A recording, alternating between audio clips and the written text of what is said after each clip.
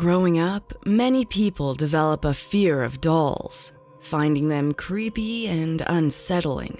Their frozen, childlike expressions and unblinking eyes have sparked more than a few nightmares, haunting people's dreams from childhood into adulthood. And though many come to the realization that these fears are usually irrational and silly, they aren't always unfounded. What is up, Ewu crew? Today, we're talking about one of the most famous and possibly most terrifying dolls of all time. Most of us know Annabelle as the haunted doll from the Conjuring movies. But what many people don't know is that there is a terrifying true story that inspired those horror movies. And it all started with the Annabelle doll. Today, we will be diving into the real story. One that is a very different tale than what was portrayed in the movies. The terrifying true story of the Annabelle doll began in 1970, when it was given as a gift. Though clearly a toy intended for children, the Raggedy Ann doll was strangely given as a 28th birthday present. One of the biggest differences between the truth and the movies is the Annabelle doll's appearance. We imagine Annabelle as how she looked in the film, a slightly decrepit, realistic-looking porcelain doll. However, in real life, the true Annabelle doll is a classic Raggedy Ann doll. Rather than the more childlike doll used to terrify movie audiences, the real Annabelle looks like any other red yarn-haired, sweetly smiling doll that could be found in many children's toy boxes. The gift was for Donna, a young woman who worked as a nurse from her mother, as she thought it would make for a lovely birthday present. Little did she know the horror she had just welcomed into her daughter's life. Almost as soon as Donna brought the Annabelle doll home to Hartford, Connecticut, and the apartment she shared with her friend Angie, she quickly began noticing strange things about it. The doll appeared to have the ability to move. When left on her bed, Donna would return to find that it had changed positions from how she had left it, crossing its legs or arms, or falling over on its side. At the time, most of the movement appeared confined to Donna's bed, where she often left the doll. Though certainly unsettling and creepy, the doll wasn't yet threatening. Things escalated quickly, though. The doll would move even farther, ending up in completely different rooms than where it had been left. Sometimes it would even find its way back into Donna's room after it had been taken out, and the door was still shut tight. The positions it was found in also changed, eerily appearing to look more animated. It would be left sitting and be discovered standing up on its feet or balancing against a chair. Strangest of all, the roommates once found the doll kneeling upright on a chair, which when they tried to recreate the position with the doll, they found they couldn't. Because of the Raggedy Ann doll's cloth legs, they wouldn't stay bent in a kneel and would make the doll fall over. Yet, they had found it sitting vertical by itself with no problem before. At first, Donna and Angie dismissed any sort of paranormal explanation, initially believing that they had an intruder in their home, playing tricks on them by moving the doll around. But even though they never found any evidence of a break-in, the doll continued to move. Since they already believed an intruder to be the cause, the girls did their best to secure their home. They couldn't deny the supernatural for long, though. One day, while the roommates sat at their breakfast table, they watched in shock as the Raggedy Ann doll's arms raised over its head and it levitated up onto the table, almost as if to say that it would not be ignored. After witnessing an incident like this, most of us would throw away a creepy doll that appeared to have the ability to move all on its own. And yet, neither Donna nor Angie chose to get rid of it. Instead, both girls found themselves fascinated by the doll and its strange abilities, And at this time, there was no real reason to be alarmed. At least, not yet. Soon, Donna and Angie would find haunting notes written in crayon or pencil on parchment paper left on the floor of the apartment. But neither of them kept parchment paper, and they had no idea where it had come from. The unsettling messages would read, "Help me, help us." Even more worrying, they once discovered the doll looking as though it was leaking blood. Donna had come home to find that the doll's hand horrifyingly appeared to have blood on it. And 3 of the red drops were also present on its chest. Donna never found a source for the blood. No longer able to explain or deny the doll's movements and horrifying notes, the girls believed that the doll was trying to communicate something to them.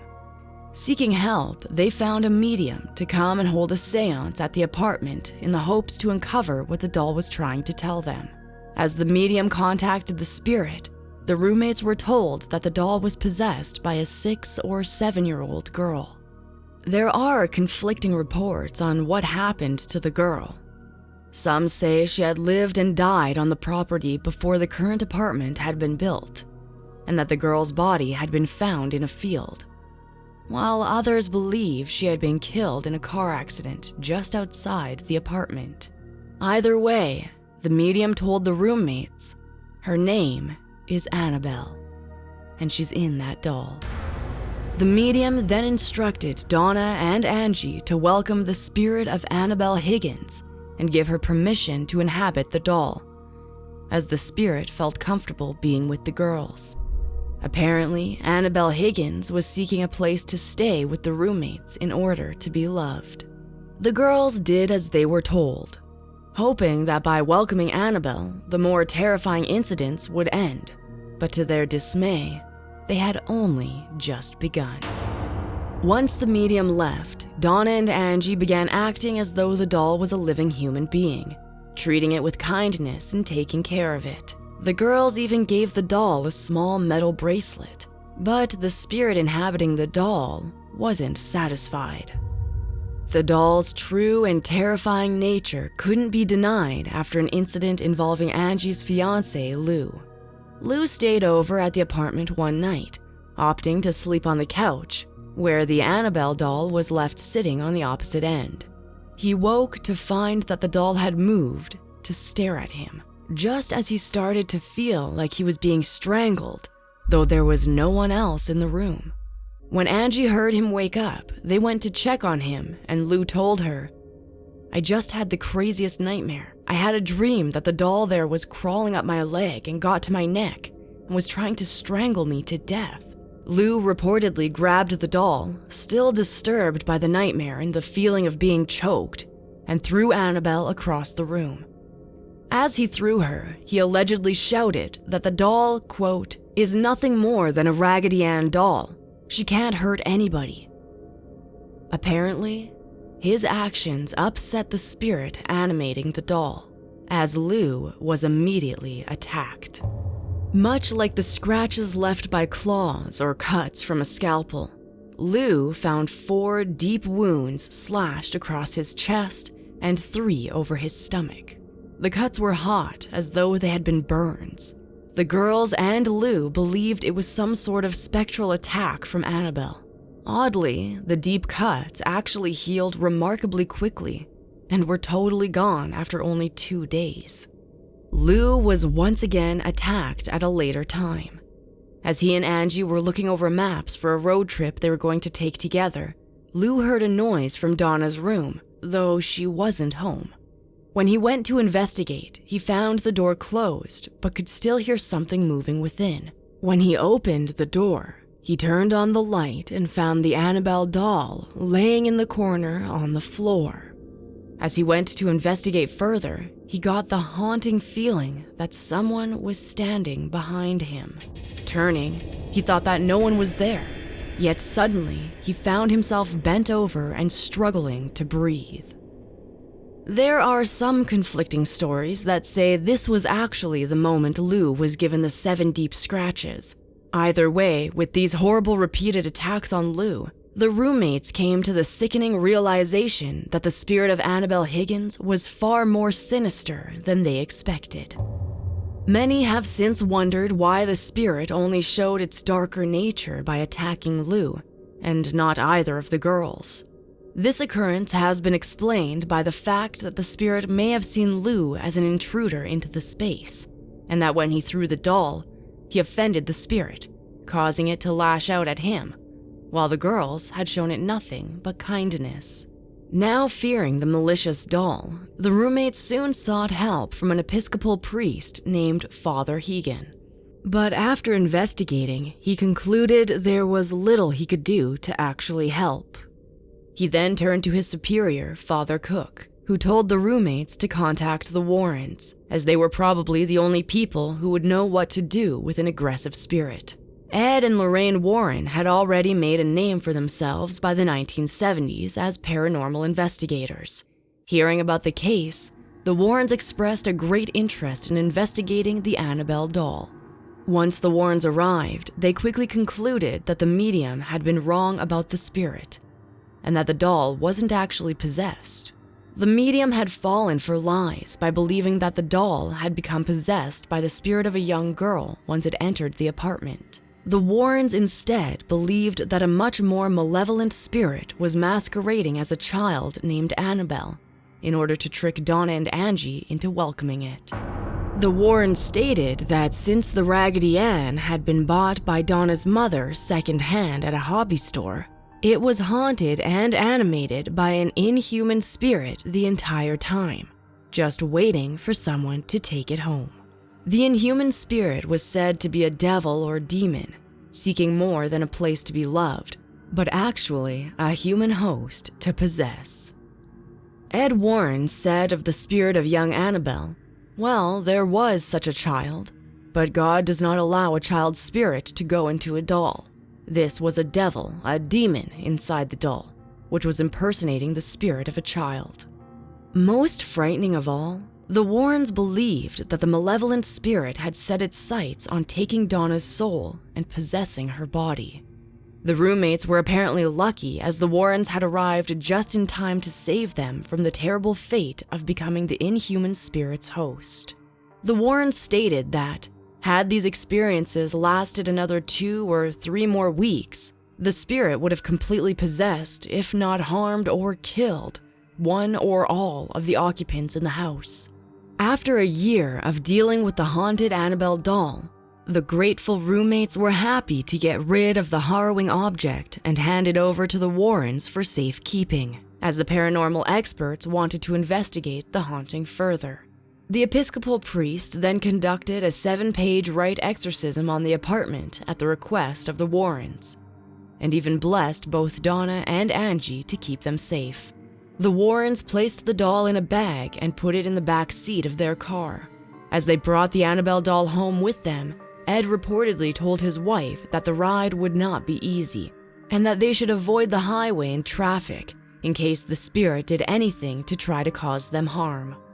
While driving, they began to experience difficulties with their car, such as the brakes no longer working, and the steering failed on multiple occasions, as if the spirit in the Annabelle doll didn't want to go with the Warrens and was trying to stop them from containing it. At one point, their car swerved violently around a sharp corner. Apparently, the Warrens had to pause their trip in order to sprinkle the doll with holy water and make the sign of a cross over it in an effort to settle the spirit. As soon as they used the holy water, all their car troubles stopped. Reportedly, as soon as the Warrens brought the Annabelle doll into their home, it began acting up. When Ed left the doll on his desk, he found it levitating, and it began to move around the rooms of their house, just as it had at Donna and Angie's apartment. They decided to put the doll in a locked office in a building away from the home, but they soon found it again in their house, sitting in Ed's chair. Allegedly, the Warrens actually called a Catholic priest to come and exorcise Annabelle, which failed to work, and resulted in the priest's car brakes failing on his way home. His vehicle was totaled in the crash. The priest survived, But this incident opened the Warrens' eyes to just how dangerous the Annabelle doll was. There are some reports that the priest claimed to have seen Annabelle in his car's rearview mirror just before he crashed. The Warrens quickly built a large box specially made to contain Annabelle, created out of wood and glass and carved with both the Lord's Prayer and St. Michael's Prayer. It is housed at the occult museum the Warrens built in Connecticut. A sign on the glass warns that no one should ever touch the Annabelle doll, and that the case should never be opened. The sealed box sits under a cross, with a tarot card of the devil above the lock, and it is secured with ritualistic prayers. Lorraine Warren explained that these are prayers that bind the evil, much like an electric fence for a dog, in order to keep the museum safe and the Annabelle doll from harming anyone. A priest also frequently visits to bless everything in the occult museum. Tony Spira, Lorraine Warren's son-in-law, who is also a paranormal investigator, even said, "Out of everything in the museum, that doll is what I'd be most frightened of." Though housed in an apparently safe case, the inhuman spirit of the Annabelle doll allegedly has powers that can extend beyond its box. The curators of the occult museum have said that because of the evil spirit, the Annabelle doll has the ability to kill people. Though the Annabelle doll is certainly terrifying, it hadn't actually seriously harmed anyone, not until it was finally placed at the Warrens' Occult Museum. It appears that the curators were right, as the Annabelle doll has since reportedly killed someone. During a tour of the Occult Museum, Ed Warren led a group of curious and wary visitors through the various demonic items and haunted collection. When Ed Warren stopped before the case holding the innocent-looking Annabelle doll, a young man visiting the museum with his girlfriend proceeded to mock the doll and tap on the glass. He didn't take the warning written below the doll seriously, and even went so far as to prove his skepticism by taunting Annabelle to scratch him, just as it had scratched Lou. For mocking the museum display, which Ed took very seriously, the man was told to leave. Allegedly, the visitor shortly died in a motorcycle crash after leaving the museum. Only 3 hours after departing, he lost control of his motorcycle, swerving to hit a tree. His girlfriend survived the crash but had to recover in a hospital for over a year. Many people think the man's death was caused by the inhuman spirit of the Annabelle doll who he offended. The man's girlfriend later revealed to Lorraine that just before the crash, the two of them had been joking about the doll. Though this incident is the only reported time that the Annabelle doll has killed, Spira later commented on the death, saying, "Never take things like this lightly, thinking it's a joke." To this day, the Warrens' daughter Judy refuses to even look the Annabelle doll in the eyes, fearing what it may do to her. Lorraine Warren commented on the doll's innocuous appearance, saying, "Looks are deceiving. It's not what the doll looks like that makes it scary. It's what has been infused within the doll. Evil." The Warrens eventually consulted on the first Conjuring movie, where Annabelle makes her first movie appearance. The evil doll quickly sparked a deep fear in movie audiences and resulted in the franchise creating her own films featuring her origin story before she entered the Conjuring universe. Though the real story of Annabelle is terrifying, the movie follows a plot that is entirely fabricated and very loosely based on the truth of the Annabelle doll. Despite this, the Warrens have said that the warning and threat on the doll in the film is an accurate representation of the real doll's terrifying abilities and the lengths Annabelle may go to in order to find a human host. In early 2020, frantic rumors began to circulate online that Annabelle had actually escaped the confines of her special box and was roaming free in Connecticut. People were understandably terrified by this prospect, but Tony Spira, the Warren's son-in-law, spoke out and cleared up these misgivings in a video, showing the Annabelle doll still sitting eerily still, safe and sound, enshrouded in the haunting red glow of her case. Spira reassured concerned netizens that the museum takes high security measures and that he would instantly know if Annabelle ever did decide to sneak out and wreak havoc once again. Annabelle still remains in the locked wooden case today, her Raggedy Ann doll face smiling pleasantly out at passers-by, the evil inhuman spirit waiting within. If you're feeling brave, you can go visit Annabelle, but whatever you do, do not open the case.